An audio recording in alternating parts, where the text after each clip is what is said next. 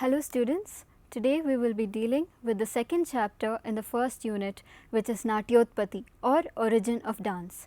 In this module, we will be looking into how the fifth Veda was created by Lord Brahma and demonstrated by sage Bharata. Natya Shastra or Natya Veda of Bharata Muni or sage Bharata is the first available encyclopedic treatise on Indian drama, dance, music and literature, and has been in the vogue at least by the beginning of the Christian era. The first chapter of Natya Shastra deals with the divine origin of Natya. It is believed that people at the beginning of Treta Yuga were leading a mixed life of misery and joy, subjecting themselves to the elemental passions of lust, greed and anger. This instilled a fear in the Lokapalas like Indra, whose duty is to inculcate the spirit of adhering to the righteous way of life into the people. So Indra and the other gods approached Lord Brahma, the creator of the universe, and requested him to create something in the form of a fifth Veda that would not only teach them but be pleasing to both eyes and ears and enjoyable to all the sections of people, since some of them, like the Shudras, were denied the privilege of learning the four Vedas. Brahma agreed to the request and went into meditation, recollecting the four Vedas for creating the fifth Veda. He took Patya from Rig Veda, Gana from Sama Veda, Abhinaya from Yajur Veda and Rasa from Atharvana Veda. The Kridaniyakam created by Brahma is called Natya, which means production of a play on the stage based on stories drawn from history and mythology. Once he created the Natya Veda, he asked the Suras or the gods to practice it, as it required persons who were smart, intelligent, observant and self-controlled. Indra pondered and said, "More than the gods, sages are qualified to practice it, as they were well equipped with the Vedic knowledge and are also self-controlled." Hence, Lord Brahma taught Natya Veda or Natya Shastra to Bharata Muni as desired by Indra. Bharata in turn taught his 100 disciples, who are also known as Bharataputras, who were endowed with Grahana, which is intelligence, Dharana, which is retention, Jnana, which is knowledge, and Prayoga, that is expression. At first, they were able to employ only 3 vrittis or modes of expression in the production, which were Bharati, which is called speech, and Arbhati, which is virile expression, and Satvati, that is emotional expression.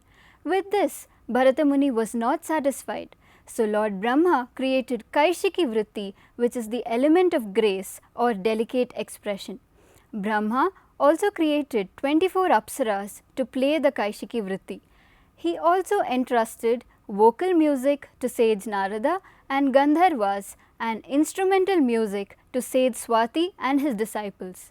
Thus, Natya Veda was performed on the occasion of the victory of Lord Indra over the Asuras. The performance depicted the fight between the gods and the demons and ultimately ended with the defeat of the demons by the gods. This enraged the Asuras and they were determined to destroy the Natya Veda. On hearing this, Lord Brahma called Vishwakarman, who was the celestial architect, and directed him to construct a Natya Veshman with all facilities and to spare no efforts. It was soon ready and Lord Brahma, accompanied by Indra and others, inspected it. Further, he instructed the gods to see that each one protected it from different points. The overall protection was given to the moon and the Lokapalas were placed at different corners. After Brahma settled the gods in their respective places, all of them said to him that it was better to pacify the Asuras. Brahma agreed and asked the Asuras why they wanted to destroy Natya. Virupaksha, on behalf of the Asuras, said that the Natya Veda was glorifying the gods at the cost of the Asuras' humiliation. Then Brahma said, if that is all, then there is no need for them to feel angry. The Natya Veda was created to show both good and bad actions and feelings of both gods and Asuras.